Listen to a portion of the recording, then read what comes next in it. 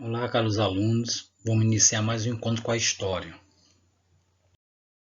Então, a gente vai entrar agora, né, na época, né, da modernização brasileira e as suas contradições, que é isso que a gente vai entender um pouco, né, sobre o desenvolvimento político adotado no Brasil naqueles primeiros meados do regime político que estava se estourando, né, praticamente a economia na era Vargas, que a gente vai entender sobre como surgiu essa modernização brasileira e por que foi feito essas contradições, né, desse desenvolvimento econômico. Então, abrindo assim a modernização e o brasileira e suas contradições na época da política realmente desenvolvida na época da economia era Vargas.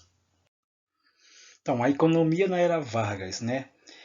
Como a gente vai entender as políticas econômicas adotadas no Brasil entre 1930 até 1964, que agravaram, né, a desigualdade regionais no país. Então é isso que a gente vai entender por quê, né? Por isso que foi falada essa modernização brasileira e também as suas contradições, né? Que é isso que é o título da nossa aula, né? A partir daí, a economia na era Vargas, né? A gente vai entender por quê, como foi essa política econômica, né? Que o Brasil adotou nesses dois intervalos, né, desse período de 1930 a 1964, e por conta que surgiu esse agravamento, né, das desigualdades regionais no país. A partir daí, na economia na era Vargas, né, até no começo dos anos de 1930, a estrutura econômica brasileira era profundamente dependente do modelo agrário, né, exportado, baseado no latifúndio, né, e na monocultura e na hierarquização social entre os donos de terra e os trabalhadores, em sistema que promovia, né, fortalecimento da política oligárquica que tinha suas raízes na sociedade colonial e também consolidou como a república. Contra esse modelo, Getúlio Vargas chegou ao poder com um discurso que criticava o liberalismo econômico, sobretudo após os efeitos da crise de 1929 que vimos, né, que estourou nos Estados Unidos. E a partir dessa crise no Brasil, a redução drástica das exportações do café dificultou, né, importar artigos industrializados que o país não fabricava e cultivo limitado de produtos importados para abastecimento do mercado interno revelava a necessidade urgente de promover reformas econômicas no Brasil. A partir dessa proposta de Vargas, ainda na frente do governo provisório em 1930 até 1934, era levar o Brasil em uma direção de um capitalismo moderno por meio de investimento em industrialização, de tarefa que cabia, né, o Estado impulsionar, né, porém isso não significou abandono do modelo agrário exportador estabelecido, né, logo no século do país. Né. A partir daí, o programa original da política econômica de Vargas previa o investimento na diversificação da produção agrícola, visando abastecimento do mercado interno e a industrialização com forma de reduzir as importações. Com essas ações, o objetivo era tornar o Brasil menos dependente de outros países, incentivando o desenvolvimento do mercado interno competitivo. Com essa nova política econômica surgiu uma elite industrial, principalmente em São Paulo e Rio de Janeiro, que se sediava, né, às principais indústrias que tinha também sido criadas no país no início da República. O Rio de Janeiro, capital da República, e São Paulo, maior centro produtor do café, concentrava também a maior parte das elites e das classes médias do país. A concentração da elite industrial no eixo do Rio de São Paulo foi fundamental para esse setor ganhar força nas decisões políticas do governo e converter o Estado a investir, né, no crescimento industrial. Os disparates regionais. Enquanto o Sudeste se desenvolvia, o Nordeste pedia gradativamente uma sua força política e econômica com a crise da lavoura canavieira e com efeitos das secas prolongadas.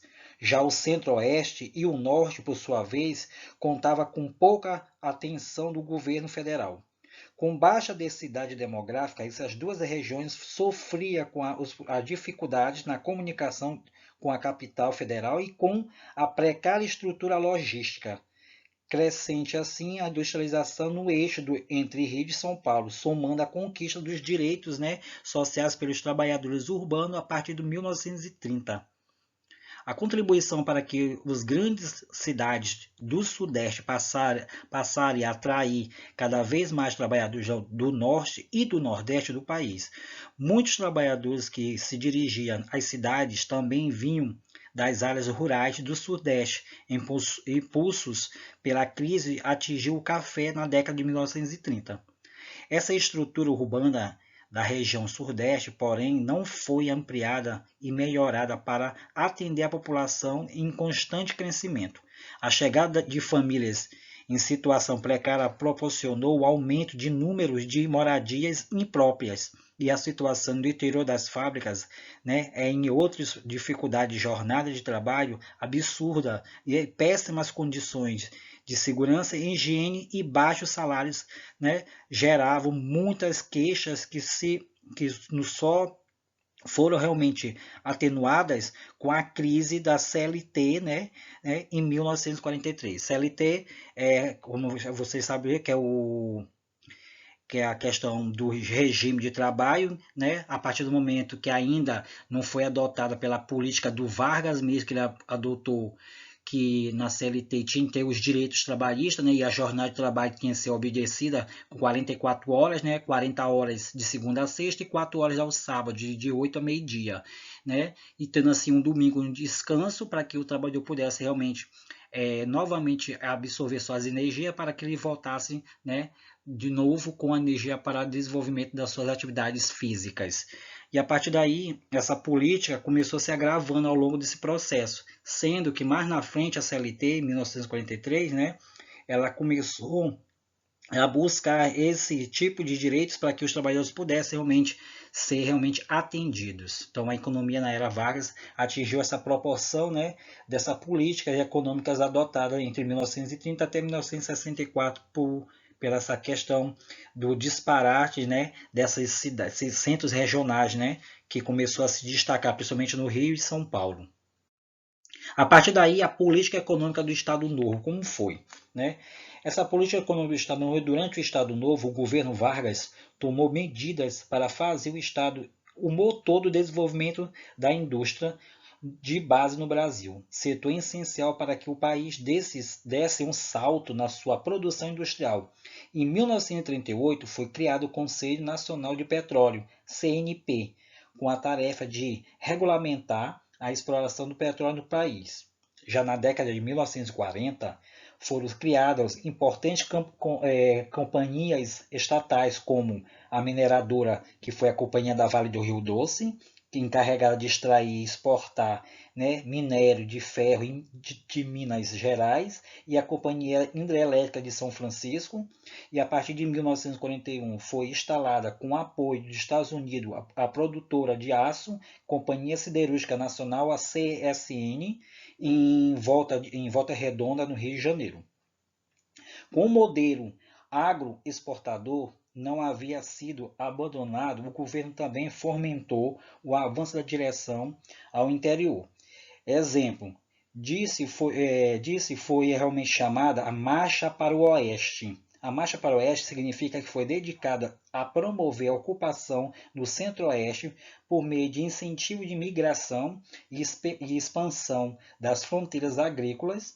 Outro exemplo também foram os soldados da borracha, isto é, os milhares de brasileiros e a maioria de flagelados da seca e também da fome no Nordeste, que entre 1943 a 1945 foram alistados e enviados à Amazônia para trabalhar na exploração de látex. Apesar desses empenhos, o sertão nordestino permaneceu relativamente estagnado. As secas prolongadas e as dificuldades sociais levaram ao aumento da criminalidade. A resposta de Vargas dividiu entre a repressão e os movimentos do bandidismo social, como o cangaço, a compreensão do paternalista, né, da punição desse indivíduo em situação de miséria que realmente cometia pequenos delitos. Tudo isso ocorreu, né, nessas políticas econômicas do Estado Novo, né, a partir dessas medidas econômicas de Vargas, né. Nessa situação, percebemos aí que vemos que o Conselho Nacional de Petróleo, né, atingiu seu auge para o desenvolvimento do petróleo no país. Por outro lado, né, já em 1940 até 1941 surgiu essas companhias, principalmente a da Vale do Rio Doce, que tratava de carregadores, extrair esse minério, principalmente de Minas Gerais, e também a criação da Companhia Hidrelétrica de São Francisco. E já em 1941 foi a Companhia Siderúrgica Nacional, CSN, né, em Volta Redonda, no Rio de Janeiro. Com essa situação surgiu, né, pelo governo, fomentou avanço em direção ao interior. Por exemplo, foi a Marcha do Oeste, que eu acabei de citar, né, que promovia a ocupação do Centro-Oeste por meio de incentivos de migração e expansão das fronteiras agrícolas. E outro exemplo foi os soldados da borracha, conhecido que era os milhares de brasileiros, né, e a maioria de flagelados da seca e da fome do Nordeste, né, que até então, em 1943 a 1945, foram alistados e enviados à Amazônia para trabalhar na exploração de látex. Tudo isso ocorreu na política econômica do Estado Novo. O desenvolvimento, né, ou seja, o desenvolvimentismo, né, de JK, né, essa política incentiva da industrialização e a urbanização ao crescimento da produção agrícola voltada para o mercado interno produzia mudanças importantes na situação econômica do Brasil, melhorando as condições de vida de setores urbanos, mas certamente aprofundaram da discrepância entre o eixo do sul e sudeste e o eixo do norte e nordeste do país. Juscelino Kubitschek direcionou sua política econômica para integração territorial e fortalecimento do capitalismo no Brasil por meio do desenvolvimento de um mercado interno forte e da industrialização. A proposta era construir um pacto agrário-industrial que promovesse crescimento econômico seguido de desenvolvimento social. Esse modelo ficou conhecido como nacional, né, desenvolvimentalista, né? Esse nacional desenvolvimentalista, né, que foi criado, né, a partir do momento desse modelo de JK, para viabilizar essas tarefas, JK criou o plano de metas, né? Um programa que tinha 30 objetivos a serem alcançados ao longo dos seus 5 anos de governo. Com isso, várias medidas foram tomadas para atrair investimentos estrangeiros e concessão, né, de terrenos para instalação de fábricas, redução de impostos e permissão para remessas de lucros, né, para os exterior e autorização para importar equipamentos industriais. Esses equipamentos industriais, né, que foram realmente adotado pelas essas medidas pelo governo, estimulava a entrada de multinacionais, sobretudo setor automobilístico, e além facilitar a criação de empresas nacionais de bens de consumo duráveis, como o eletrodoméstico.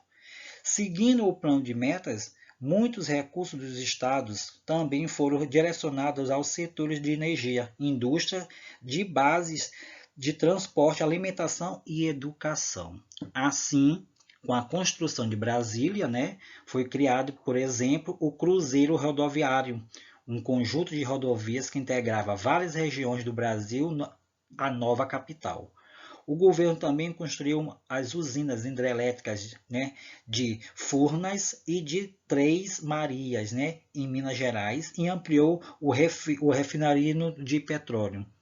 Então, esses pontos, gente, esses pontos de vista sociais que pode ser realmente dizer que o projeto de JK faliu, as discrepâncias regionais se aprofundaram, já que a industrialização se concentrou no Sudeste. Né? Essa concentração de empréstimos para realização de obras com Brasília levou o país ao endividamento externo, e assim com elevou a inflação, e de outro lado a expansão grande de propriedades rurais promoveu a marginalização dos camponeses, impulsionando a migração para as cidades. Sem uma infraestrutura adequada, as cidades inchadas e as condições de sobrevivência tornaram-se cada vez precária, né? Tudo isso por conta, né, dessas medidas tomadas por JK no seu plano de metas. Porém, o objetivo dele era que aumentasse, né, a questão do desenvolvimento do capitalismo moderno. Por outro lado, né, ele fez praticamente uma desigualdade regional, já que a região do Sudeste e a do Centro-Oeste, que era mais favorecida, e já do Norte e do Nordeste, que é a precária, começou realmente a perceber, né, essa desigualdade social, levando assim os objetivos do JK, né, para água abaixo. E por outro lado, por conta das dívidas que foi criada pela construção de Brasília, foi uma, pelos absurdos gastos na construção da capital, e por outros gastos também que ele foi aplicado sem ter um direcionamento, levou à inflação alta e à perda realmente, e a partir daí o Brasil saiu endividado para os países estrangeiros. Então, tudo isso ocorreu, né, nessa modernização, né, brasileira, e as suas contradições. As contradições a gente vimos que foi a questão o plano de meta de JK, que foi realmente falho, né, infelizmente. A modernização brasileira, percebemos que chegou nessa economia da era Vargas, que ele conseguiu concentrar, né, desde o governo provisório, né, à frente, levar o capitalismo e investimento dessas indústrias, né, trazendo assim novas desenvolvimento industrial para o país, para que o país não pudesse ser utilizado como bode expiatório de empréstimo de países estrangeiros. Por outro lado, essas estruturas regionais criaram também um certo dilema, né, de desigualdade social, principalmente contra, como falamos, de Centro-Oeste, o Rio de Janeiro e São Paulo se destacaram e se destacam até hoje nas grandes indústrias, e sofre até hoje o Norte e o Nordeste por conta dessa mal aplicação, dessa divisão regional, né, já criada desde a política, né, partidária, né, do início do Brasil, né, infelizmente, né. Então, ficamos assim com essa harmonização brasileira e as contradições, né, que foi gerada desde o Estado Novo até realmente ao período de Vargas e JK, e fique com Deus, com essas duas palavras, fé, que precisamos. Então, até a próxima aula.